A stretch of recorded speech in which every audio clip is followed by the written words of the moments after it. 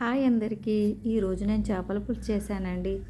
దీనికోసం మనం ముందుగా ఉల్లిగడ్డల్ని కొంచెం పొయ్యి మీద కాల్చుకొని పక్కన పెట్టుకొని జీలకర్ర మెంతుల పొడి కూడా రెడీ చేసుకోవాలి. అలాగే అల్లం వెల్లుల్లి పేస్ట్ కూడా ఫ్రెష్గా రెడీ చేసుకొని పెట్టుకోవాలండి. ఫ్రెష్గా రెడీ చేయడం వల్ల కొంచెం టేస్ట్ అనేది చాలా మంచిగా ఉంటుందండి. అదే రోజు చేసుకుంటాం కాబట్టి. ముందుగా ఇవి మంచి రవ్వు చేపలండి. మేము ఇక్కడ సముద్రం దగ్గర తీసుకున్నాము. ఈ చేపలను మంచిగా నీట్గా కడుక్కొని అందులోకి అల్లం వెల్లుల్లి పేస్ట్, మనం కారపొడి, ఇంకా పసుపు పొడి, ఇంకా ఇందులో ధనియాల పొడి, వీటికి కావాల్సిన మసాలాలు, పెప్పర్ పొడి, ఇంకా సాల్ట్, ఇవన్నీ వేసుకొని మనము దీన్ని మంచిగా కలుపుకోవాలండి. ఈ ముక్కలకు పట్టేటట్టు కొంచెం నిమ్మరసం కూడా పిండుకొని, వాసన రాకుండా ఉండాలంటే నిమ్మరసం కూడా కొంచెం కలుపుకొని ఉంటే చేపలు అనేటివి కొంచెం కౌసు వాసన రాదు. ఇవి వేసుకొని మంచిగా మనం ఆ మసాలా అంతా మనకి చేపలకు పట్టేటట్టు కలుపుకోవాలండి. నేను ఫ్రైకి పులుసుకి మొత్తం ఒకటేసారి కలుపుతానండి. ఫస్ట్ మనము ఈ చేపల పులుసుకి నార్మల్ గిన్నె కంటే ఇలా మంచి మట్టి కడాయిలో కొంచెం ఆయిల్ వేసి ఉల్లిగడ్డలు, పచ్చిమిర్చి వేసి బాగా వేయించిన తర్వాత మనం కలిపెట్టుకున్న చేపలు వేసుకొని కొంచెం మెల్లిగా కలుపుకోవాలి. లేకుంటే ముక్క అనేది కొంచెం చితికిపోతుంది.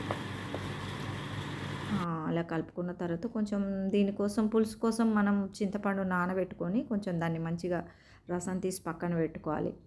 అలాగే మనం ఇప్పుడు పొయ్యి మీద కాల్చుకున్న ఉల్లిగడ్డలు కూడా వాటిది బ్లాక్ పొట్టు అంతా తీసేయాలండి. తీసి మంచిగా నీట్గా కడుక్కోవాలి. ఎందుకంటే ఆ బ్లాక్ అనేది ఉండకుండా ఇవి కూడా మంచిగా నీట్గా కడుక్కొని ఈ ఉల్లిగడ్డల పేస్ట్ కూడా మనం రెడీ చేసి పెట్టుకోవాలి. ఇది కూడా మనం మిక్సీ పట్టుకోవాలి. దంచుకోవచ్చు, దంచుకోవడం లేని వాళ్ళు ఇలా ఈజీగా మనం మిక్సీలో కూడా పట్టుకోవచ్చు. ఇది ఈ ఈ ఈ ఉల్లిగడ్డ పేస్ట్ కూడా వేసి మనం మెల్లిగా కలుపుకోవాలండి. ఎందుకంటే చేప గట్టితో కలపడం వల్ల కొంచెం విడిపోతుంది. కాబట్టి ఈ పేస్ట్ వేసి అందులో మనం ఈ చింతపండు రసం కూడా వేసి మనం వేయించి పెట్టుకున్న జీలకర్ర మెంతుల పొడి కూడా వేసి మంచిగా ఉడకనివ్వాలి. ఉడకనిచ్చి లాస్ట్లో మనం కొత్తిమీర వేసుకొని దించుకోవాలండి.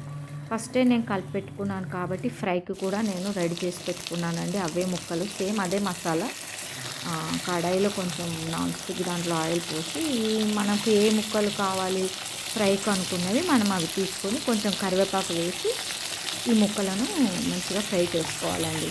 నేను చాలా తక్కువ ఆయిల్లో ఫ్రై చేస్తానండి. ఎందుకంటే ఇవాళ రేపు డీప్ ఫ్రై కంటే మనకి ఇలా తక్కువ ఆయిల్తో తింటే మనకు హెల్త్కి చాలా మంచిది అండ్ గుడ్ ఫర్ హెల్త్. అందుకే తక్కువ ఆయిల్ తోటి మనం ఈ విధంగా ఫ్రై చేసుకోవాలి.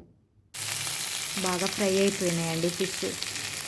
ఇక వడ్డించుకొని తినమనండి. మనం వేడివేడి అన్నంలోకి ఇలా మంచి ఫ్రై అండ్ పులుసు. సండే రోజు ఈ విధంగా చేపల కర్రీ పులుసు చేశాను ఫ్రెండ్స్. మీకు అందరికీ నచ్చుతుందని